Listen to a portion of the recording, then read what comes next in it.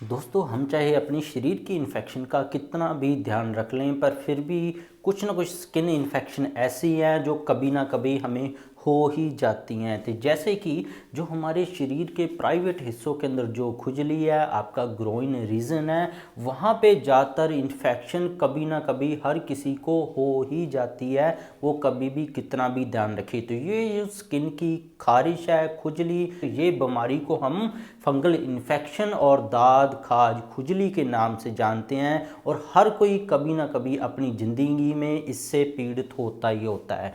इस fungal infection की बात यह है कि इससे पीछा छुड़वाना आसान नहीं है। जब ये एक बार किसी को हो जाती है तो ये आगे बढ़ती ही जाती है, धीरे धीरे उसके शरीर में ये परमानेंट जो खारिश खुजली की बीमारी दाद बन ही जाते हैं और ये अनकंट्रोल्ड हो जाती है। तो कैसे हम बात करेंगे इस ना ठीक होने वाली बीमारी को, दाद खाज खुजली को, 4 घरेलू दवाओं से आप परमानेंट आराम कर सकते हैं इनसे।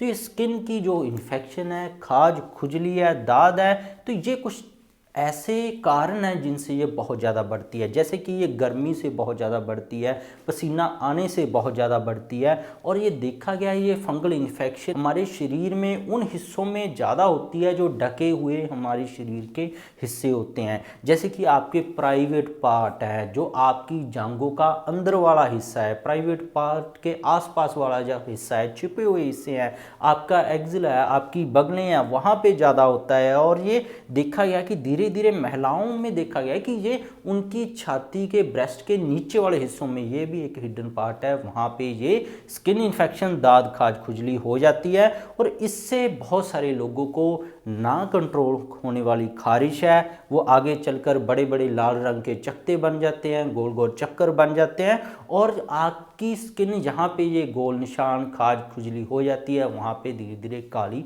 होने लग जाती है। तो ये कुछ घरेलू उपाय आप करेंगे तो इनसे आप परमानेंट दाद खाज खुजली से मुक्ति पा सकते हैं। इस स्किन इन्फेक्शन फंगल इन्फेक्शन की सबसे बड़ी बात यह है कि इसके लिए जो ज़्यादातर लोग मेडिसिन खाते हैं, लोशन लगाते हैं, स्टीरॉयड खाते हैं, वो आज भी लगा रहे हैं। उनको स्किन इन्फेक्शन 10 साल पहले हुई थी, आज भी उनकी चली रही है, क्योंकि ये इन स्टीरॉयड से टेम्परेरी आराम मिलता है, परमानेंट आप इस स्किन इन्फेक्शन से पीछा नहीं छुड़वा सकते हैं। तो आज भी आप इससे जूझ रहे हैं तो ये दवा आपके लिए लाभकारी होंगी। तो नेचुरल रेमेडीज़ जो आपकी घर पे अवेलेबल है, इनके ऊपर पूरी रिसर्च हो चुकी है, तो ये आप लगाने से आपको बहुत ही बढ़िया फ़ायदा होगा। सबसे पहली जो दवा है वो है एप्पल साइडर विनेगर। इसको बोल दिया जाता है सेब का सिरका। सेब के सिरका के ऊपर United state national library of medicine के ऊपर भी रिसर्च अवेलेबल है कि ये बैक्टीरियासाइड है, ये फंगस होती क्या है, ये दाद खाज खुजली एक सूक्ष्म जीवाणुओं की बीमारी है जो आपकी चमड़ी के ऊपर लग गई हैं। तो ये एप्पल साइडर विनेगर है जो सेब का सिरका, इसके अंदर ये पावर है कि ऐसे फंगस वाले दाद खाज खुजली वाले सूक्ष्म जीवाणुओं को ये मार देता है।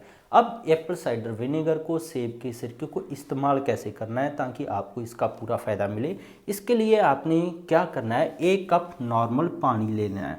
ये पानी नॉर्मल टेम्परेचर पे होना चाहिए, कोई गर्म या ठंडा ऐसे नहीं लेना है आपने। और दूसरा क्या करना है, आपने 1 चम्मच सेब का सिरका इसके अंदर ऐड कर देना है। तो ये आपकी मेडिसिन तैयार है, ये कम से कम आपकी 1 हफ्ता 10 दिन तक चल जाएगी। तो इसको अच्छी तरह मिक्स कर लेना है उसके अंदर।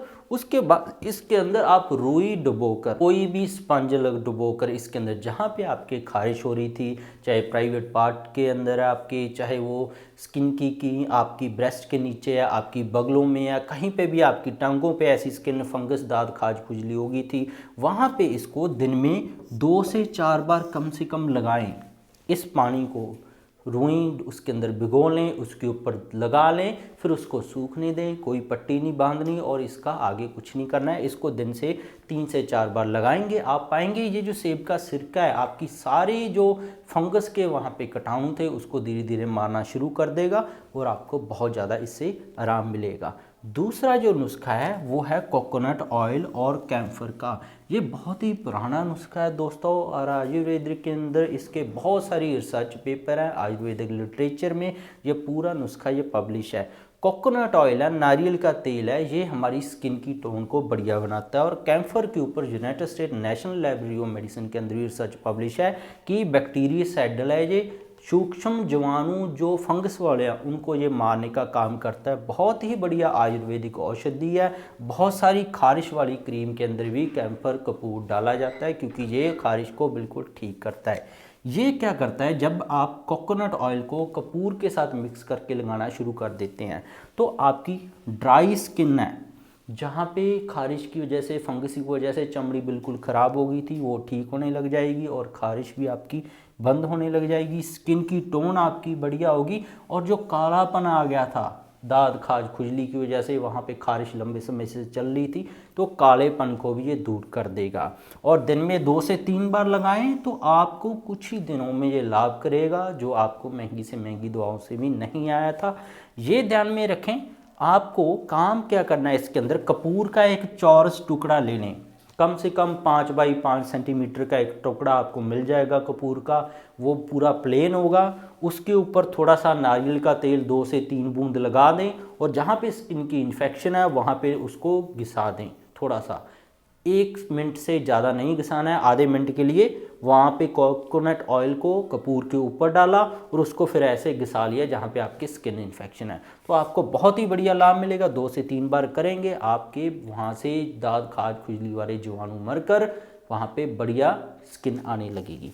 तीसरा है, आप कोई भी पाउडर इस्तेमाल करें जो लगने के बाद ठंडक देता है। बहुत सारे इंडिया की मार्केट में पाउडर अवेलेबल है, इनके अंदर मेंथोल डाला जाता है। ये ठंडक देने वाला एक तत्व है जो कुदरती हमें जड़ी बूटियों से मिलता है। कपूर भी बहुत सारी कंपनी डाल देती हैं, ये कुदरती ठंडक देने वाले तत्व हैं। तो इनसे क्या होता है, ये जो मेंथोल होता है जो पाउडर में डाला जाता है, कोई भी जैसे डर्मीकूल है, बहुत सारी कंपनियां आती हैं जो ठंडक देने वाले पाउडर बनाती हैं, गर्मियों में आप यूज करते हैं, तो उसको डालने से आपकी इचिंग बहुत जल्दी कंट्रोल होगी और खारिश है, खुजली आगे भी बढ़ना बंद कर देती है। तो इसको दिन में आप 2 बार तो लगाएं, रात को सोते टाइम लगाएं, सुबह उठते लगा लें इसको नहाने के बाद। तो आप पाएंगे बहुत ही, आपको सारा दिन आप काम करते रहेंगे, आपको दिन में कोई भी खारिश महसूस नहीं होगी। नहीं तो आपका काम पे भी ध्यान दूर होकर खारिश की तरफ ही ध्यान रहता है। ये चीज़ को तीसरा नंबर वाला नुस्खा बहुत ही बढ़िया तरीके से कंट्रोल करता है। चौथा है वो है एलोवेरा। एलोवेरा का जो पेस्ट है वो स्किन को डिटॉक्स करता है। कहीं पे भी स्किन पे कोई भी इन्फेक्शन हो जाए, एलोवेरा बहुत ही बढ़िया काम आता है। तो साफ एलोवेरा ले लें आप। एलोवेरा के ऊपर मेरी अलग से ही वीडियो है, कैसे एलोवेरा को प्योर करना है, काट कर ही नहीं लगा देना है, ये स्किन को ख़राब कर देता है। एलोवेरा को प्योर करना पड़ता है। तो मेरे यूट्यूब चैनल पर आप जाएंगे तो वहाँ पे आपको एलोवेरा के ऊपर वीडियो मिल जाएगी, वो आप जरूर देखिएगा। नेक्स्ट है जो उपाय है वो है मैनेजमेंट के ऊपर। आप हमेशा ध्यान रखें कि फर्मेंटेड फूड ना खाएं। फर्मेंटेड फूड होते हैं कि जैसे कि आप बाजार के मैदे के बने बिस्कुट, भुजिया, ब्रेड, डबल रोटी, जो भी खाना एक दिन से पुराना हो जाता है उसके अंदर जीवाणु पनप जाते हैं। तो ये जीवाणु और खारिश खाज खुजली के जीवाणु एक दूसरे से मिलते हैं, ये उसको बढ़ा देते हैं। अगर आप पुराना गला सड़ा खाना, एक दिन से पुरानी बनी हुई चीज़ें, कोई बेकरी का सामान है, ऐसे नहीं खाना छोड़ेंगे तो आपका किसी भी दवा से दुनिया के इलाज करना मुश्किल हो जाएगा। तो सबसे पहले हमेशा ताज़ा बना हुआ खाना खाएं। अगर आपको नहीं पता है कि खाना कितना पुराना है तो उसको आप मत खाएं। फर्मेंटेड फूड बिल्कुल बंद कर दें।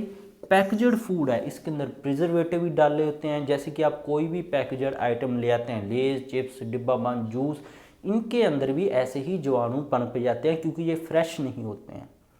तो इससे भी आपकी स्किन की जो खारिश है, दाद खाज खुजली की बीमारी है, सोराइसिस है, कोई भी स्किन से रिलेटेड इशू है, ये बहुत ज़्यादा बढ़ जाता है और आपका पीछा छुड़वाना मुश्किल हो जाता है।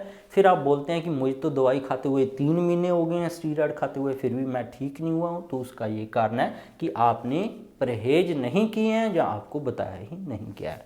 तो ये ध्यान रखें, पुराना खाना बिल्कुल बंद कर दें। फास्ट फूड है जैसे कि नूडल्स हैं, ये बहुत पुरानी तैयार की होती हैं, आपको बना के आज दिया जाता है। तो ऐसे कोई भी पुरानी खाने वाली आइटम है उसको बिल्कुल भी ना खाएं अगर इसको परमानेंट तौर पे ठीक करना चाहते हैं। तो इसके लिए हमेशा ध्यान रखें कि डाइट अपनी प्योर रखें और सात्विक रखें और हमेशा ताज़ा खाना ही खाएं। पुरानी गली सड़ी चीज़ों से आप परहेज करें। और बैक्टीरिया का कल्चर के लिए स्किन का आप सैंपल भी दे सकते हैं ताकि आपको पता लग जाए कि आपको कौन सी किस्म की दाद खुजली जो हुई है, तो उसके हिसाब से आप परमानेंट घरेलू इलाज कर सके। तो ये जो उपाय करेंगे इनसे आपको फ़ायदा मिलेगा। बहुत सारे लोग हैं कि 3 नंबर वाले नॉर्मल से नुस्खे से भी ठीक हुए हैं, जो उनको दवाई खाते हुए बहुत समय हो गया था। तो ये कोकोनट ऑयल भी बहुत ही फेमस नुस्खा है, ये भी आप कर सकते हैं। इसकी अलग से भी वीडियो मैं बना दूंगा कि कैसे इसको इस्तेमाल करना है, अगर आपको समझ नहीं आया होगा। तो ये उपाय करके खास करके तीसरा नंबर वाला पहले से शुरू करें और दूसरे नंबर वाला, और आप मुझे 1-2 दिन बाद ही बताएंगे कि आपको खारिश में, खुजली में आराम मिल गया है, कोई उपाय करने में परेशानी आए तो नीचे कमेंट करके ज़रूर बताइएगा। बहुत सारे पेशेंट इन नुस्खों से, 2 नुस्खों से ही बहुत जल्दी ठीक हुए हैं। इसके बिना भी मेरे चैनल पर बहुत सारे हेल्थ टॉपिक्स पर वीडियोज़ हैं।